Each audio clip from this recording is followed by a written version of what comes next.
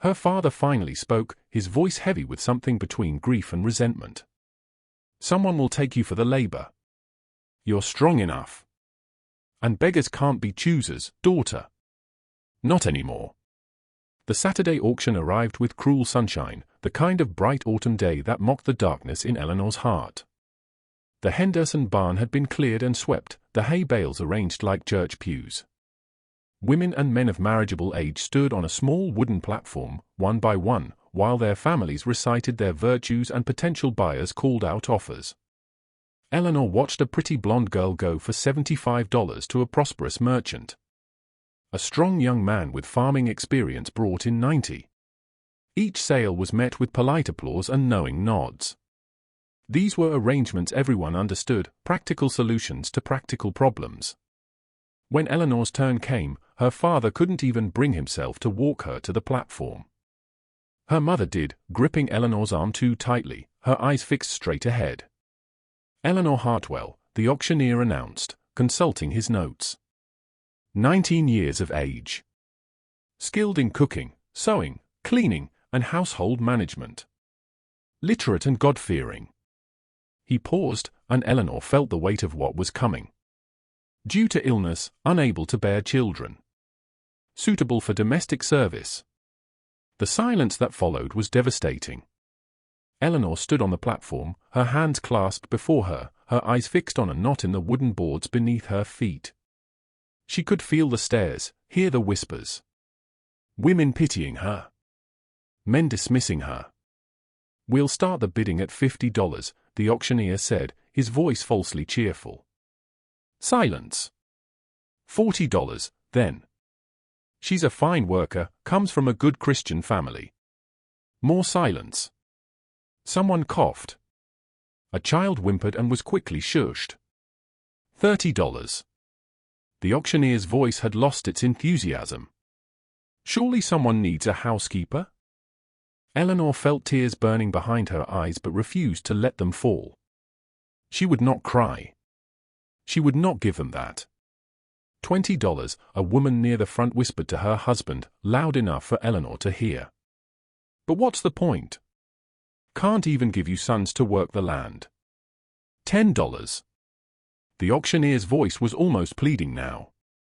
"This is a respectable young woman who deserves a home." The barn door creaked open, letting in a shaft of golden light and a gust of cold air. Every head turned. The man who entered was tall and broad-shouldered, his frame filling the doorway like a living shadow.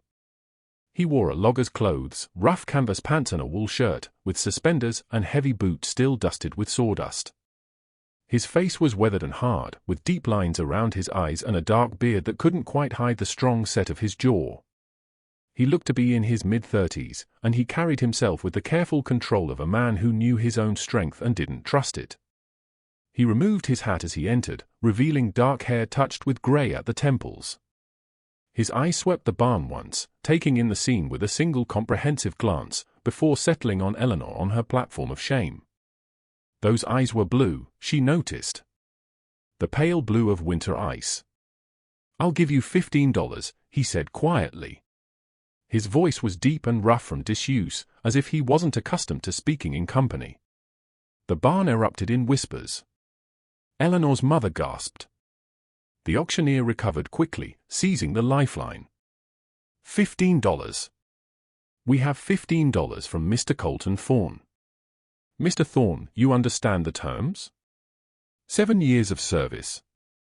"I understand." Colton's eyes never left Eleanor's face. She tried to read his expression but found only a careful blankness, as if he'd learned long ago to hide whatever he felt. "Do I hear 20? The auctioneer looked around hopefully, but the barn remained silent. No one wanted to compete with Colton Thorne, and no one wanted the barren girl enough to try. "Sold, then. To Mr. Colton Thorne for $15. Eleanor's legs nearly gave out. $15. That's what she was worth. Less than a good horse.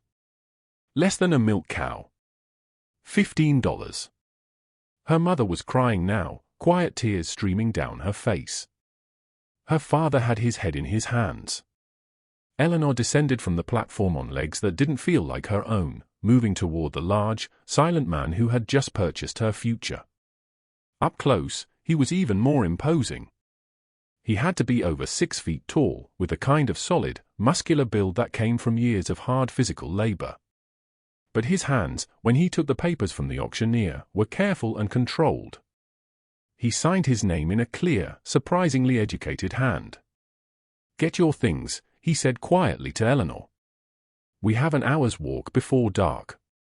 I have a bag. At the house." He nodded once. "I'll wait." The walk back to her family's cabin was a blur.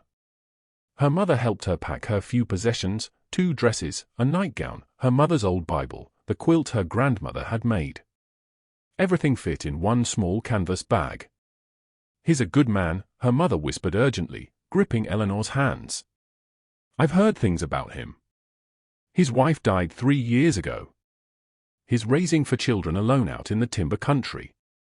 He's never been cruel, Eleanor. Never drinks. He just keeps to himself." "For children," Eleanor repeated numbly.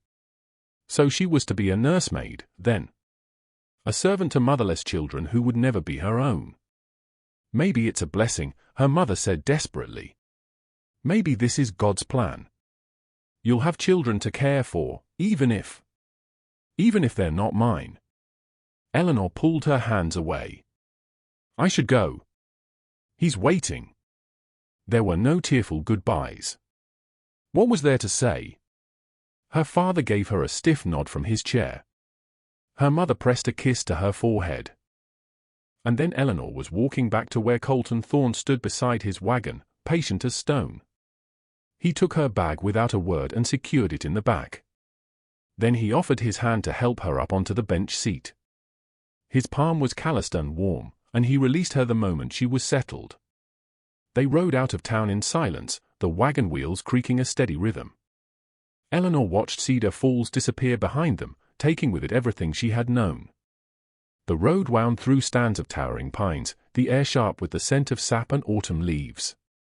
The sun slanted low through the branches, painting everything in shades of amber and gold. Colton drove with easy competence, his hand steady on the reins. He didn't try to make conversation, and Eleanor was grateful. What could they possibly say to each other? She was his servant, purchased for the price of a good pair of boots. He was her master, a stranger with 4 children and a dead wife and reasons of his own for buying a barren woman at auction. After nearly an hour of silence, the forest opened into a clearing. Eleanor's breath caught despite herself. The cabin was larger than she'd expected, a solid 2-story structure built from hewn logs, with a stone chimney rising from one end and a wide covered porch across the front. There was a barn, a chicken coop, a smokehouse, and what looked like a workshop with tools hanging on the outer wall. Everything was well maintained and orderly, the work of a careful, capable man. But what struck Eleanor most was the silence. No children's laughter. No sounds of play. Just the wind in the pines and the distant call of a crow. Colton brought the wagon to a stop and climbed down. He retrieved Eleanor's bag and started toward the cabin, then paused when he realized she hadn't moved. "You coming?" Eleanor forced herself to climb down, her legs stiff from the ride. She followed him up the porch steps, noting the sturdy railing and the swept boards. The door opened into a large main room with a stone fireplace, a long wooden table, and simple, well-made furniture. It was clean but stark, with none of the small touches that made a house a home, no curtains, no flowers, no warmth. 4 pairs of eyes stared at her from various positions around the room. The oldest was a girl of perhaps 11, tall and thin, with dark hair in 2 braids and her father's blue eyes. She stood near the fireplace with her arms crossed, her expression guarded and hostile. Next was a boy of about 9, sturdy and freckled, perched on the arm of a chair like he might bolt at any moment. He studied Eleanor with open suspicion. 2 younger children sat on the floor near the hearth, a girl of perhaps 6 with tangled blonde curls, and a boy of maybe 4, thin and solemn, clutching a carved wooden horse. "Children," Colton said quietly. "This is Miss Eleanor Hartwell. She'll be staying with us." Eleanor, this is Sarah, Thomas, Lucy, and James." No one spoke. The silence stretched tight and uncomfortable. "Miss Hartwell will help with the cooking and household work," Colton continued, his voice carefully neutral. "You'll treat her with respect." "We don't need her," Sarah said sharply. "We've been fine on our own." "Sarah." There was a note of warning in Colton's voice, quiet but unmistakable. The girl's jaw tightened, but she said nothing more. The younger children continued to stare at Eleanor with varying degrees of distrust and curiosity. Eleanor felt something crack inside her chest. These children had lost their mother. They were wounded and wary, and now a stranger had been brought into their home, purchased like livestock. Of course they hated her. How could they not? "I'll show you your room," Colton said. He led her to a small space off the main room, barely large enough for a narrow bed and a chest of drawers. There was a single window overlooking the barn. "Supper's at 6. Sarah usually cooks, but I expect you'll take that over." "Of course." Eleanor's voice sounded strange to her own ears, distant and mechanical. Colton hesitated in the doorway, his large frame nearly filling it. For a moment, she thought he might say something more, offer some word of welcome or explanation. But he only nodded once and left, closing the door behind him. Eleanor sat on the edge of the narrow bed and stared at her hands. $15. For hostile children. A silent, stone-faced man. This was her life now. This was all she was worth.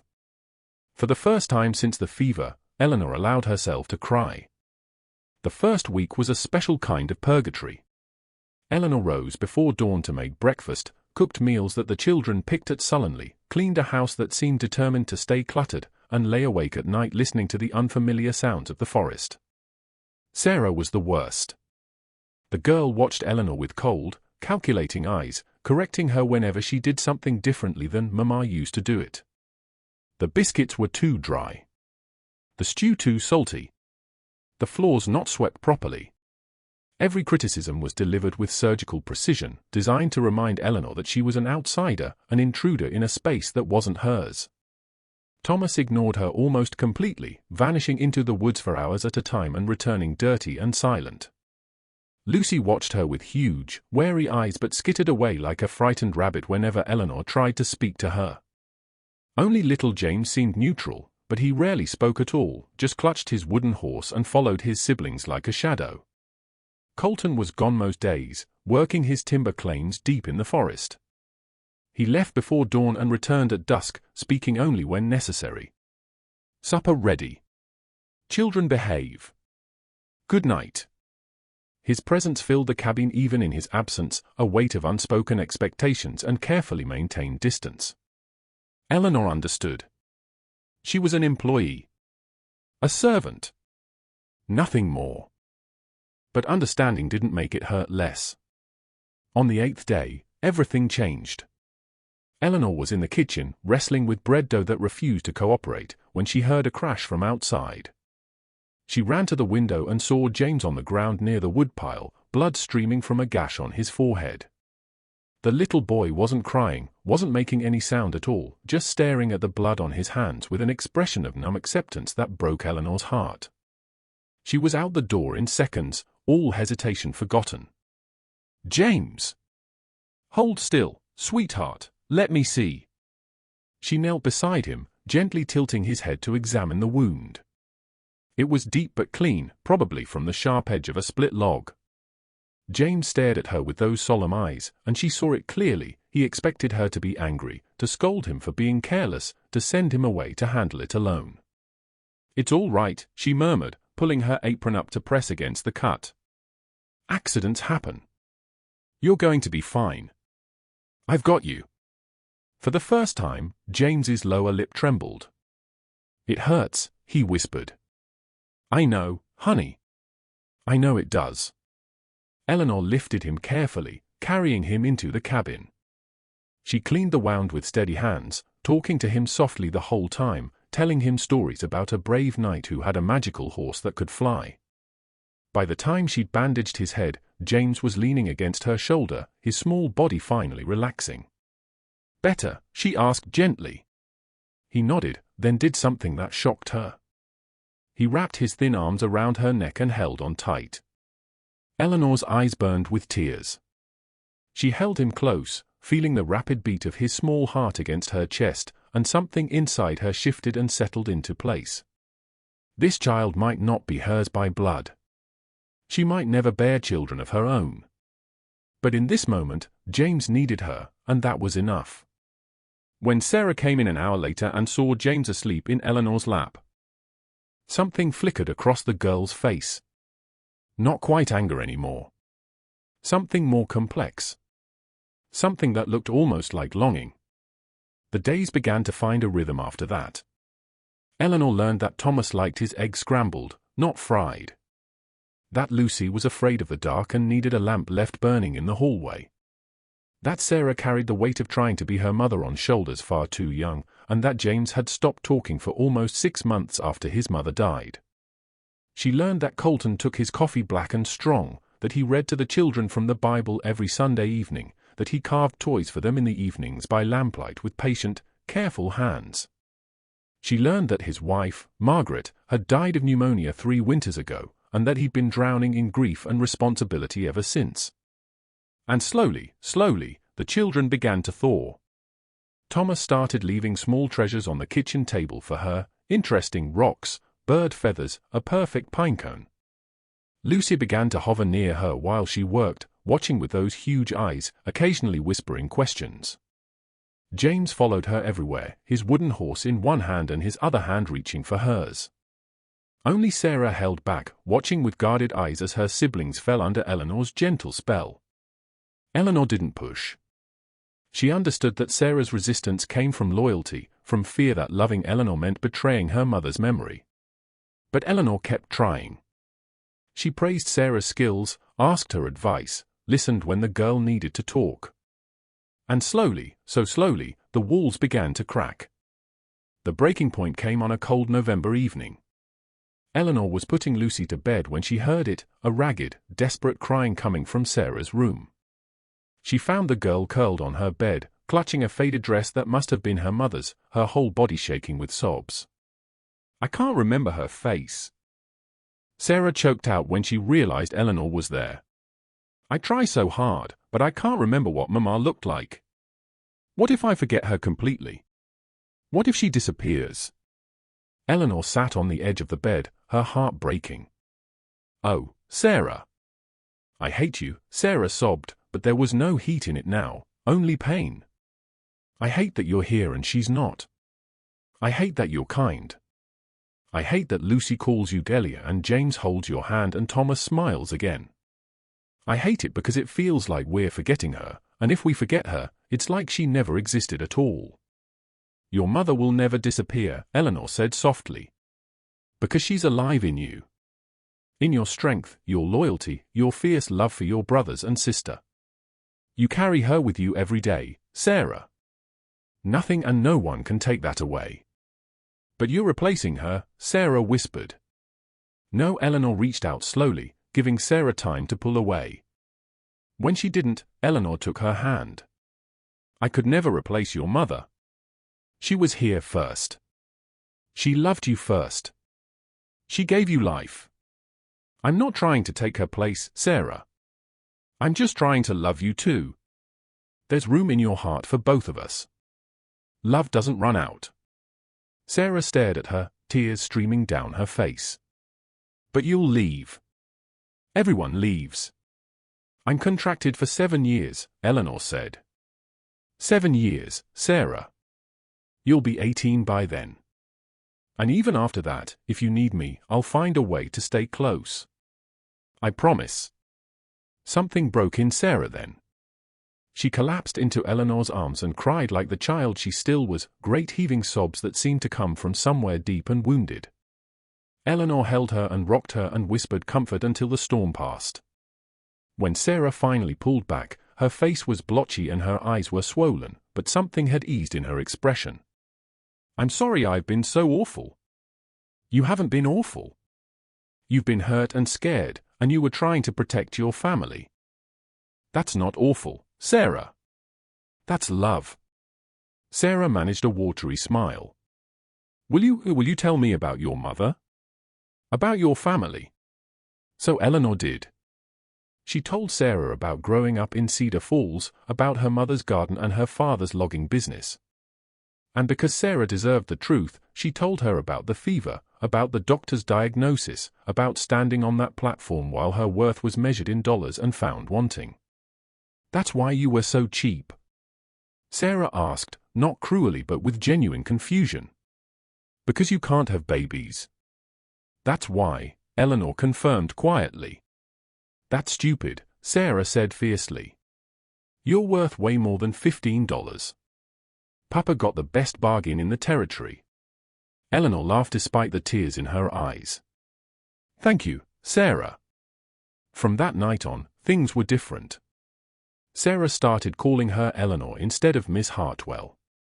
She asked for help with her hair in the mornings and advice about a boy at church who'd smiled at her. She taught Eleanor the special way her mother used to make cornbread, not as a criticism but as a gift, a way of sharing her mother's legacy. The cabin came alive in ways Eleanor hadn't expected. There was laughter now, and singing, and the kind of comfortable chaos that came with children who felt safe enough to be children. Thomas brought her a bird nest he'd found, perfectly intact. Lucy started climbing into her lap for stories. James called her Ellie and asked her to kiss his scraped knees better. And Colton watched it all with those careful, guarded eyes. He'd started coming home earlier, Eleanor noticed. Started lingering at the dinner table after the meal was done, listening to the children's chatter. She'd catch him watching her sometimes, an expression on his face she couldn't quite interpret. Not quite gratitude. Not quite something else. One evening in late November, Eleanor was washing dishes when Colton came to stand beside her, a dish towel in his hands. He dried in silence for a few moments, then spoke quietly. They're different. Since you came. They're healing, Eleanor said softly. They just needed time. James is talking again. Really talking, I mean. He tells me about his day now. About what he did, what he learned. Colton's voice was rough with emotion. He hadn't done that since Margaret died. He's a special boy. They all are. You did that. Not time. You. Eleanor's hand stilled in the water.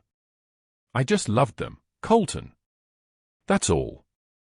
They made it easy. He was quiet for a long moment. It wasn't easy for me. After Margaret died, I just shut down. Went through the motions. Fed them, kept them safe, but I couldn't reach them. Couldn't reach myself. I was drowning, and I was dragging them down with me. That's not true. You kept them together. You provided for them. You did the best you could. My best wasn't enough. He set down the towel and turned to face her.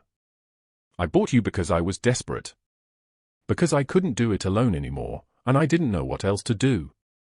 I told myself it was practical, that I just needed help with the housework and the cooking. But that wasn't true. Eleanor's heart was beating too fast. What was true?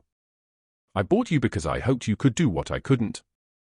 Give them back some piece of what they'd lost. I didn't expect. He stopped, his jaw working as he searched for words. I didn't expect you to do it so completely. To love them so fiercely. To make this house feel like a home again. They're easy to love, Eleanor whispered. So are you. The words hung in the air between them, impossible and terrifying and wonderful.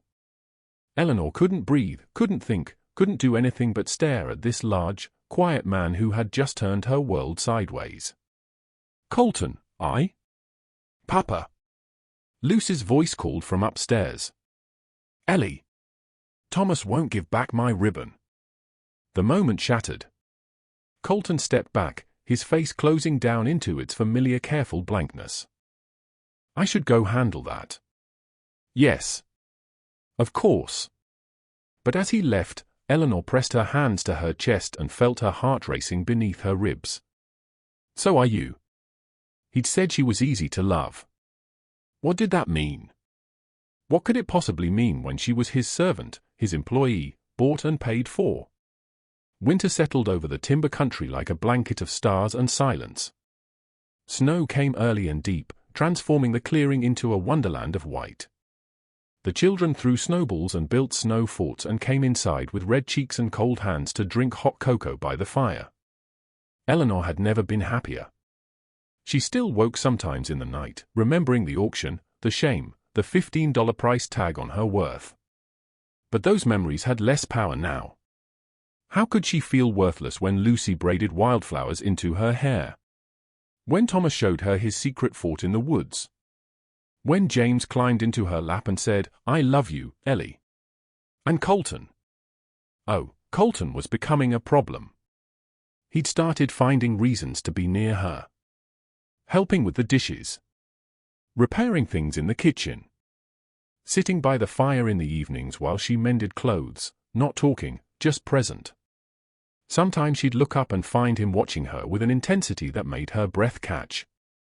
But he never said anything. Never crossed any lines. And Eleanor didn't know if she was relieved or disappointed. Christmas approached, bringing with it the annual trip to town for supplies and church services. Eleanor dreaded it. She hadn't been back to Cedar Falls since the auction, and the thought of facing those people again, of seeing the pity and judgment in their eyes, made her feel sick.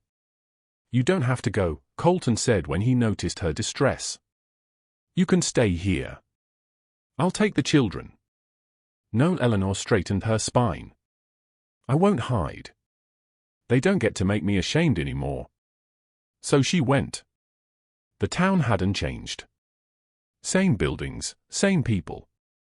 Same whispers that started the moment Colton's wagon rolled down the main street. Eleanor held her head high, Lucy's hand in hers, and walked into the general store like she had every right to be there. Mrs. Henderson, who had hosted the auction, was behind the counter. Her eyes widened when she saw Eleanor. "Why, Miss Hartwell? I didn't expect to see you back in town." "It's a free country, Mrs. Henderson." Eleanor's voice was steady. "We need flour, sugar, and coffee beans, please." The woman's gaze flickered to Lucy, who was clutching Eleanor's hand and looking around with wide eyes. "I see you're settling in with the Thorns." "She's our Ellie," Lucy announced proudly. "She makes the best gingerbread, and she knows all the best stories, and she never gets mad even when James spills things." "How nice." Mrs. Henderson's tone suggested it was anything but. Eleanor gathered their supplies with quiet dignity, paid, and turned to leave. But at the door, she paused and looked back. "Mrs. Henderson, I want to thank you. That auction was the worst day of my life. Being sold like property, being told my worth was $15, it nearly broke me. But it also brought me to this family, and they've given me something I never thought I'd have again. Purpose. Joy. Love. So thank you. I wouldn't trade it for anything." She walked out with her head high, leaving a stunned silence behind her. Colton was waiting by the wagon, Thomas and James beside him. When he saw her face, something fierce and protective flashed in his eyes. "You all right?" "I'm perfect," Eleanor said, and meant it. On the ride home, Colton reached over and covered her hand with his, just for a moment. It was enough. The trouble came on a frozen January night. Eleanor woke to the sound of horses and harsh voices outside. She pulled on her robe and hurried to the window, her heart pounding. In the moonlight, she could see 3 men on horseback, and one of them was her father. She heard Colton's heavy footsteps and knew he was already moving to handle it. By the time she reached the main room, he had his rifle in hand and was heading for the door. "Stay inside," he ordered. "Colton, that's my father." "I said stay inside." But Eleanor followed anyway, wrapping a shawl around herself against the cold.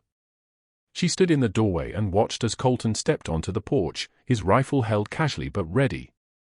"Mr. Hartwell," he said quietly. "It's late. State your business." Eleanor's father looked older, thinner, desperate. The two men with him were rough-looking, probably hired muscle from one of the saloons. I'm here for my daughter, Thorne. The contract wasn't legal, she was under duress. I'm taking her home. The contract was perfectly legal, signed and witnessed. Eleanor isn't going anywhere. She's my daughter. She's an adult who entered into a voluntary agreement. You got your money, Hartwell. The matter's settled. Like hell it is. One of the hired men urged his horse forward. We're taking the girl, Thorne. You can't stop all three of us. Colton's voice went cold. Try me. The air crackled with tension. Eleanor's father looked between Colton and his hired men, calculating odds. She belongs with her family. She's not your property. You made her property when you put her on that auction block. Colton's words cut like a blade. You took a daughter who deserved your protection and your love, and you sold her to the highest bidder. $15, Hartwell. That's what you decided she was worth. So don't come to my door talking about family. You lost that right. Papa. Eleanor's voice rang out clear in the cold night. She stepped onto the porch, moving to stand beside Colton. Go home. Her father's face twisted.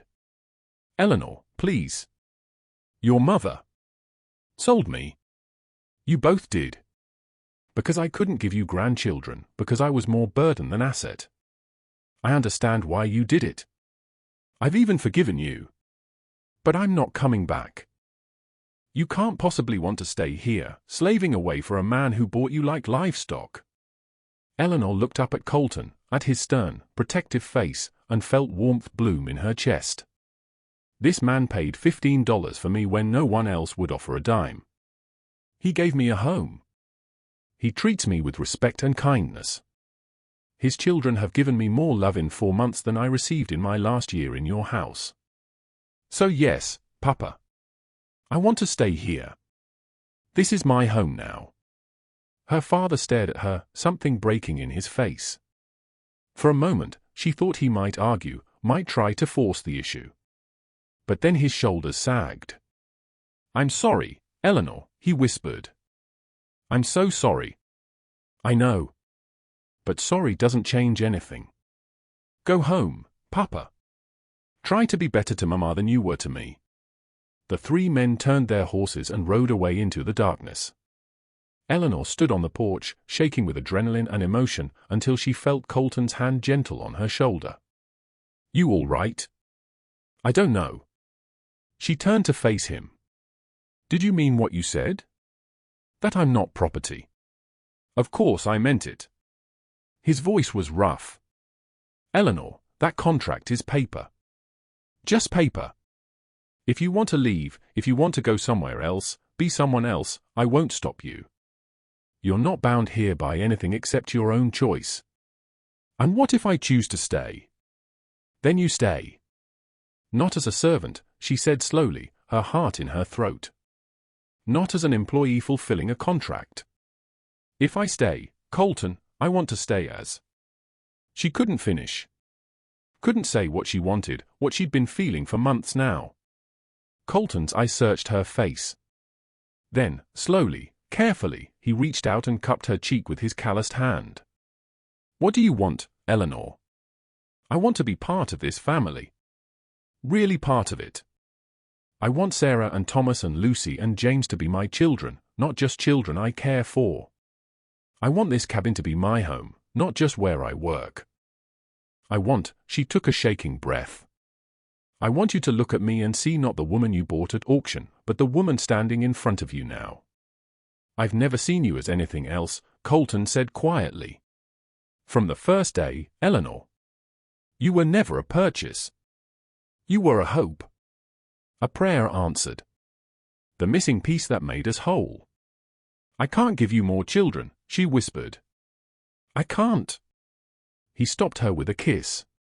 It was gentle and sweet and tasted like promise. When he pulled back, his eyes were bright with emotion. I don't need more children. I need you. The woman who brought laughter back to this house. Who loved my broken children back together. Who stands on my porch in the middle of the night and faces down 3 men without flinching? I need you, Eleanor. Not your womb. You. Eleanor felt tears streaming down her face. I love them so much. Your children. I know they're not mine, I know I didn't give them life, but you gave them their lives back, Colton said. You're their mother in every way that matters. And if you'll have me, if you'll take a damaged logger with too much baggage and not enough poetry, I'd like to make it official. Are you asking me to marry you? I'm asking you to be my wife. My partner. The mother of my children and the keeper of my heart. Not because of any contract or obligation, but because I love you. God help me, Eleanor, I love you. Yes. She was laughing and crying at the same time. Yes, yes, yes. He kissed her again, deeper this time, and Eleanor felt something inside her heal, some wound she'd been carrying since the fever, since the auction, since the moment she'd been told she was less than whole. She wasn't broken. She was exactly who she was meant to be. A sound from the doorway made them pull apart. All 4 children were standing there in their nightgowns, watching with wide eyes. Does this mean Ellie's going to be our real mama? Lucy asked.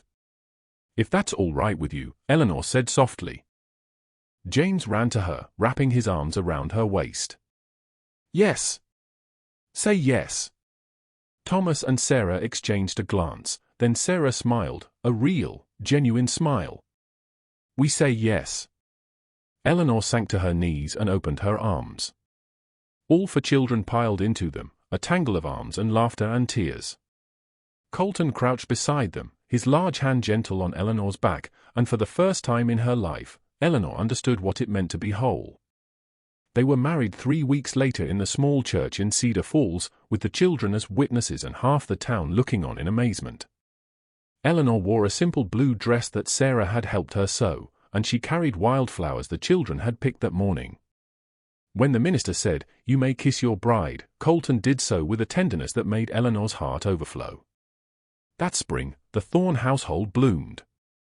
Eleanor planted a garden with Lucy's help.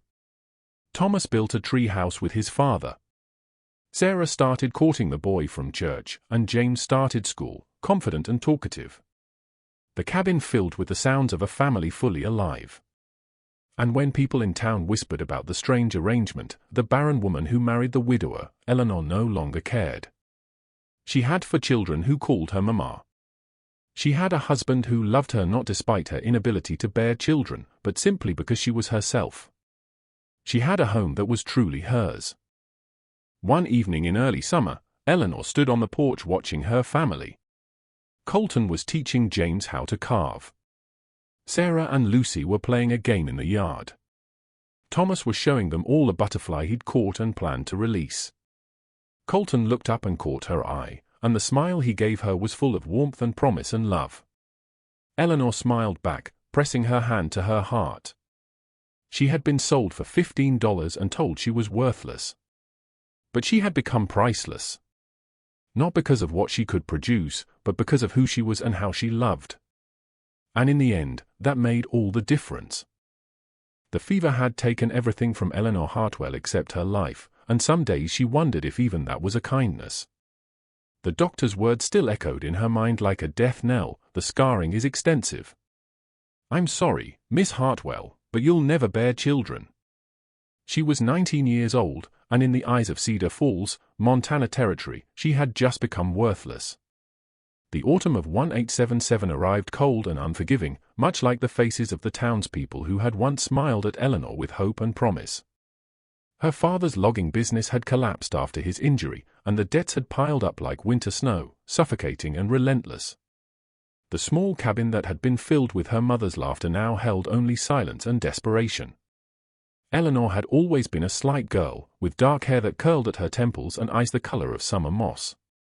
Her hands were skilled at needlework, her voice sweet when she sang hymns on Sunday mornings. But none of that mattered anymore.